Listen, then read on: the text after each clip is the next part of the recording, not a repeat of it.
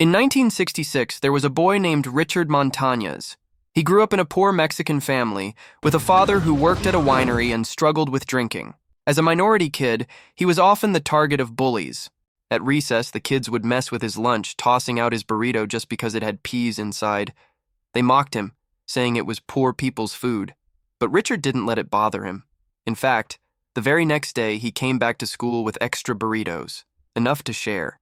He gave one to the girl he liked and even convinced one of the bullies to try a bite. The bully was instantly hooked. Soon, when the other kids wanted some, Richard charged them 25 cents each.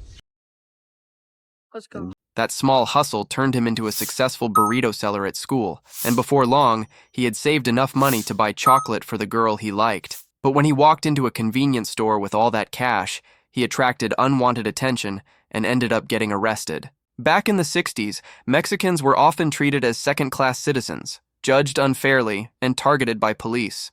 Richard, though just a kid, was treated like a criminal. Over time, being constantly profiled and mistreated pushed him toward becoming what they accused him of. By the 1970s, Richard was a teenager with long hair and a mustache, running with gangs and drug dealers.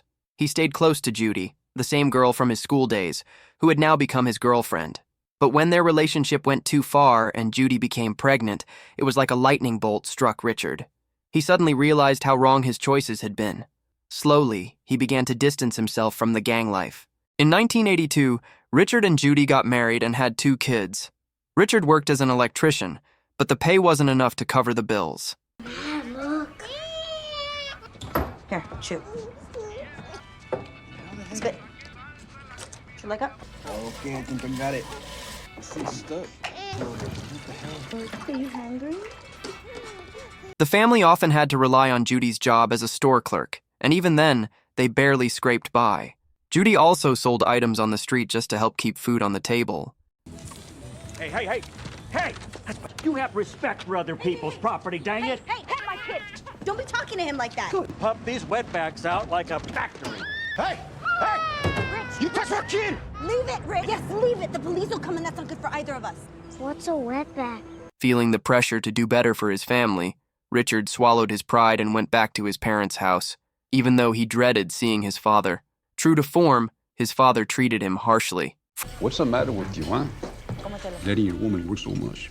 If you read the Bible, you would know it's a man's job to provide for his family. There's just no work for anybody right now. Frustrated, Richard reconnected with old friends and thought about selling drugs again. But Tony Romero, a former gang leader, stopped him. Tony had already left his criminal past behind and was now working at a food factory. Out of concern for Richard's family, Tony refused to let him back on the streets and instead encouraged him to apply for a job at his factory. The next day, Richard showed up at the factory, Frito-Lay, the snack company behind Cheetos, Lay's, and Doritos. Instead of turning him away, they handed him an application. Richard felt nervous and unsure how to fill it out, so he took it home. Judy ended up completing it for him, even writing down that Richard had graduated from San Bernardino High School, though he had never actually finished. She figured nobody at the company would check. But when Richard went in to meet with the HR manager, fate had other plans. The manager turned out to be an alumnus of that exact high school. Caught in the lie, Richard admitted the truth. As the manager got up to leave, Richard pleaded for just one chance. Recognizing the work ethic of Mexican laborers and seeing no real risk in hiring him as a janitor, the manager decided to give Richard the job. The very next day, Richard carefully ironed the Frito-Lay uniform the company had given him. For someone like him, an immigrant with humble beginnings, landing a job at a big company was a huge source of pride, even if it was only as a janitor. As part of his orientation, he was shown around the factory. Everywhere he looked, there were endless rows of chips being made and packaged. Richard was amazed by the facility, especially because he had always been fascinated by machines. He worked hard, but at the same time, he couldn't help admiring the modern equipment. Mama, Dad, home. Arroz con quesadilla. We always eat the same thing. Here, eat. One day he asked a machine operator about the machines, but instead of answering, the man told him to just stick to his own job. Richard felt anger bubbling up. Nah, just kidding. Job. I had to mind my gangster. But he held it in. He knew he needed this job and couldn't afford to risk it. While cleaning another time, Richard met an operator named Clarence Baker. This time, when Richard showed interest in the machines, Clarence didn't brush him off. He respected Richard's curiosity. He explained that most of his knowledge came from teaching himself. That inspired Richard even more, and he kept asking questions. But before the conversation could go too far, Tony showed up and pulled Richard aside, apologizing to Clarence for his friend's forward behavior. Later in the cafeteria, Tony explained the situation. Low-level workers like them weren't supposed to mingle with higher-level employees if they wanted to keep their jobs safe. Clarence, he said, wasn't just any operator. He was the best in the whole company, the most senior, with 15 years of experience. But despite all that, Clarence had never been promoted to plant manager, most likely because of racial bias. Hearing this only fueled Richard's determination to learn from Clarence. Richard was grateful for his janitor job, but he knew he didn't want to stay there forever. He dreamed of becoming successful, like Roger Enrico, the CEO of PepsiCo, who at that time was competing head-to-head with Coca-Cola. Since Frito-Lay was under the Pepsi umbrella, Richard saw a path forward. To get closer to Clarence, he started bringing him homemade Mexican food. Clarence understood Richard's ambition and eventually began to mentor him. Day after day, while Richard cleaned, he asked questions about mechanics, and Clarence patiently answered. Martinez! Missed the spot. Always missing a spot. Hey, leave it. I can tell you which machine, belt, drum, valve, or motor that's off. All by keeping my mouth shut and listening. Can't hear it. Oh, you will when I'm done with you. You ain't a nobody, son. Their bond grew stronger, and Richard even started coming in early and staying late to soak up more knowledge. Maybe the wire burned out. No, it's just oxidized. Plug it back in.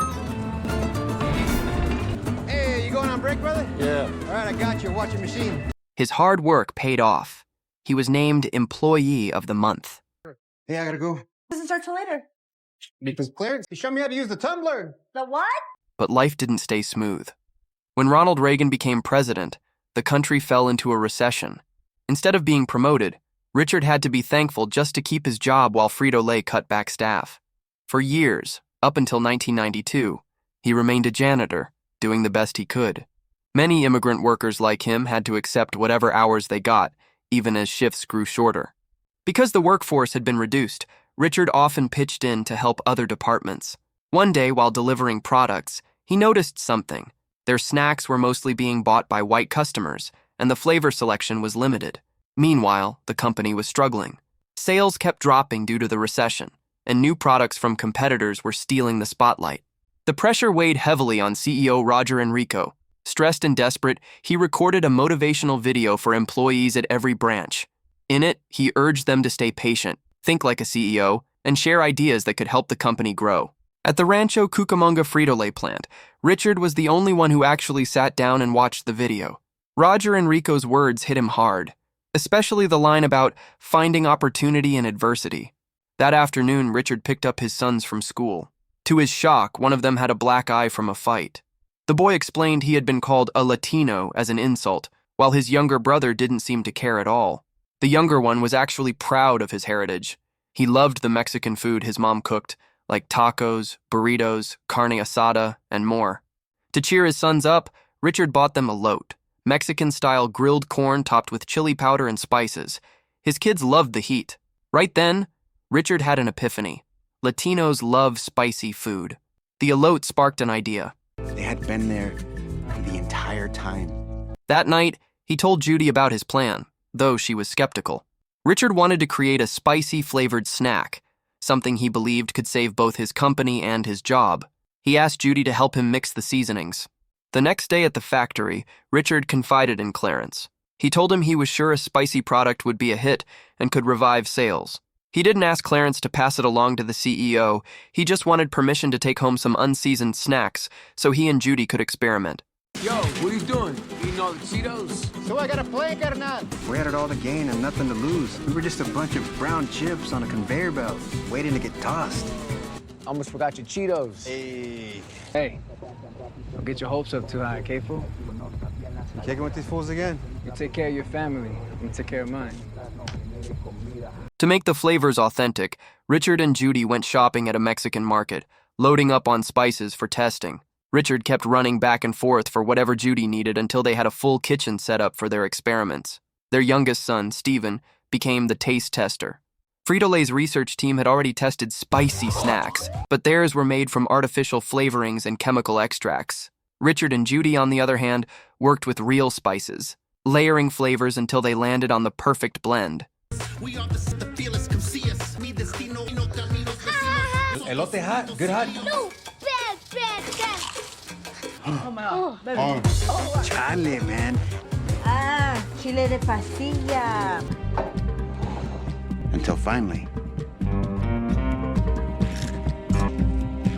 Ow, burns. Burns good or burns bad? It burns good.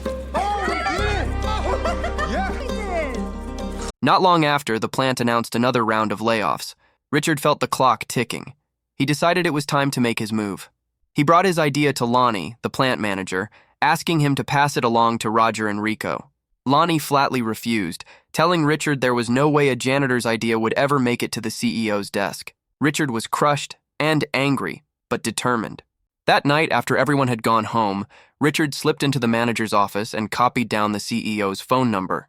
The very next day, he called PepsiCo headquarters directly. The staff on the other end was shocked. A janitor calling the CEO? But once they heard the urgency in Richard's voice and understood he had an idea to help the struggling company, they patched him through to Roger Enrico himself. On the call, Richard got straight to the point. He explained that he was Mexican, and like many others in his community, they loved snacks, but always added hot sauce to them. He told Roger he had already created a spice blend that could be sprinkled on Frito-Lay products.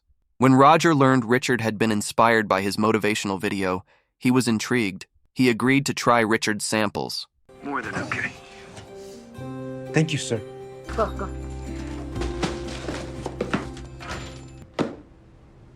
Hold on a sec. We should pray. We should? Yeah. Yeah. Dear God, Jesus, Senor, I've made a lot of mistakes in my life. The gang, the guns, the drugs, the stolen cars, the other drugs. What the heck, man? Let's move it. Hey, he is praying, pendejo. Have some respect. Lord, please forgive me for all my past sins and pour all your blessings onto this box right here. Amen? Amen. Amen. Amen. When he finally received them, the flavor was fiery, but addictive. Not long after, Roger called Richard personally. He told him he was impressed with his initiative and announced he would be visiting the Rancho Cucamonga plant in 2 weeks to hear more ideas directly from Richard. News spread quickly. The idea that the CEO would meet with a janitor caused an uproar at the factory. Even Richard's own manager scolded him for breaking the chain of command. To the higher-ups, it was inappropriate for a janitor to bypass everyone and speak directly to the CEO, especially about product development. They worried it could disrupt the research department and even trigger more layoffs if too much money went into testing Richard's spicy flavor. Richard grew restless. He worried that if the company laid off more employees, he would be blamed. At one point, he even considered calling off the CEO's visit altogether. But thankfully, his wife Judy reminded him not to give up so easily. She told him the plant manager's reaction was nothing but arrogance. The higher-ups were afraid of losing face if a janitor came up with a smarter vision than they did. Instead of dwelling on their negativity, Judy encouraged Richard to focus on preparing for his big presentation. Together, they dove into the library, studying how to give proper business presentations. Richard learned formal speaking skills from Clarence, while Judy worked on polishing his look, making sure he came across as sharp and professional. I'm so proud of you, Mio. And I'll always regret not being the man that made you the man you are today. Always. Ahora, chígatelos. When presentation day arrived, Richard was still nervously rehearsing with his cheat sheet. Soon, Roger and Rico walked into the factory with a team of executives. Their presence was intimidating.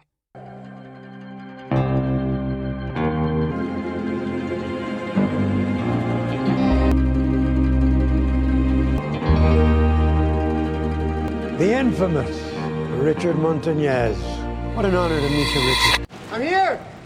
Here! Hey, watch out. All right, excuse me, guys. Just need to get right there. Thank you so much. So nice to meet you.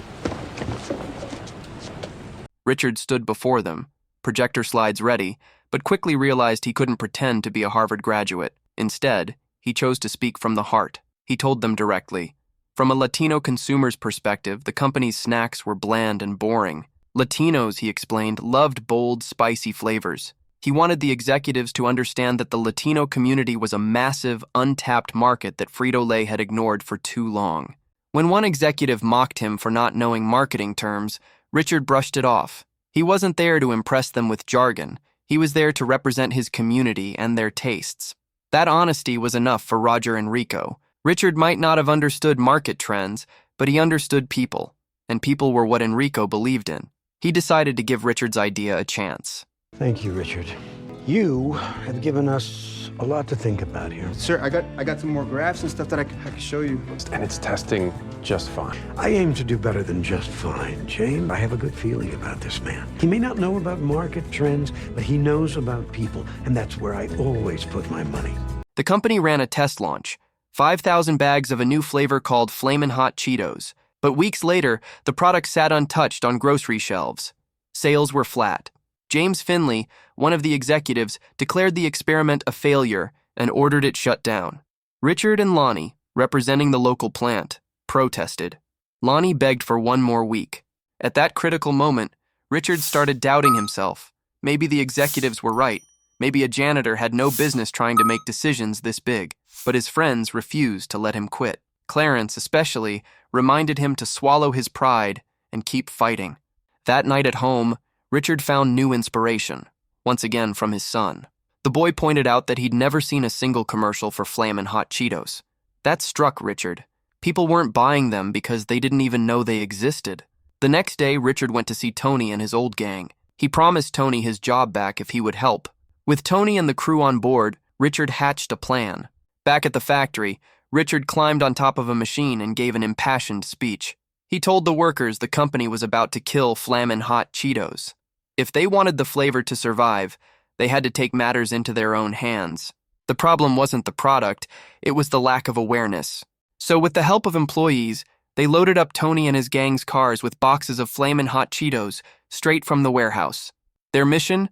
Flood the Latino neighborhoods with the snacks and get them into people's hands, hoping word of mouth would spread and spark demand. Hey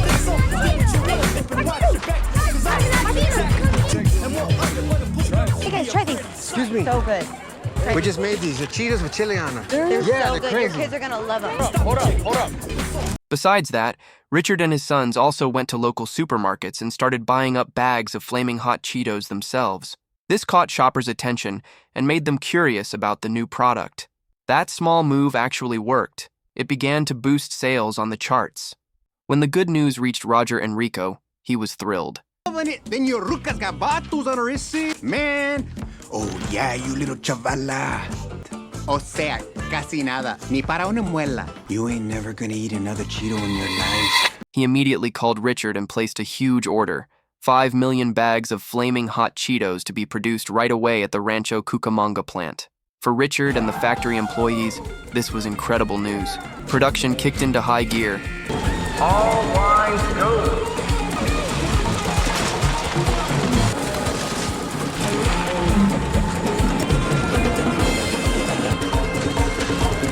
And thanks to this massive order, the workers who had been laid off were hired back, including Tony. Flaming Hot Cheetos were officially back on the market. 6 months later, the company's financial situation had stabilized and even returned to its pre-recession strength, all because of Flaming Hot Cheetos. Clarence, who had been waiting 20 years, was finally promoted to plant manager. They say anything about me? But they will. They will. Hey, Montañez, I need you to head up to room CN6. Need it cleaned out ASAP. I'm not gonna do anything until I get an interview for the machinist gig. You're on the clock. Just do the job you got, and I'll see what I can do, please. Richard, however, was still waiting on the promotion he hoped for as a machine operator. But that same day, Roger and Rico made a surprise visit to the factory.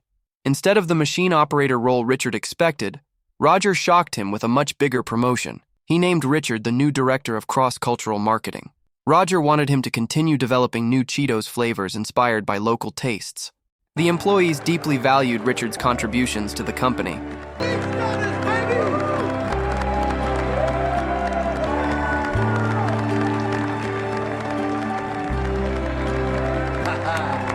ya.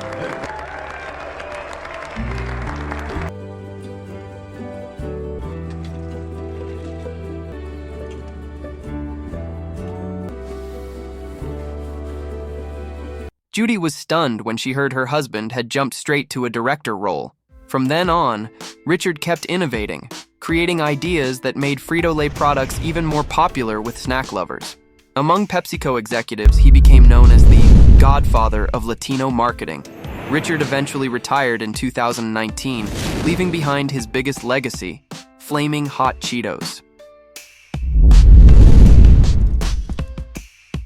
Subscribe for more videos like this, turn on notifications, and leave a like to support the channel. Thank you for watching.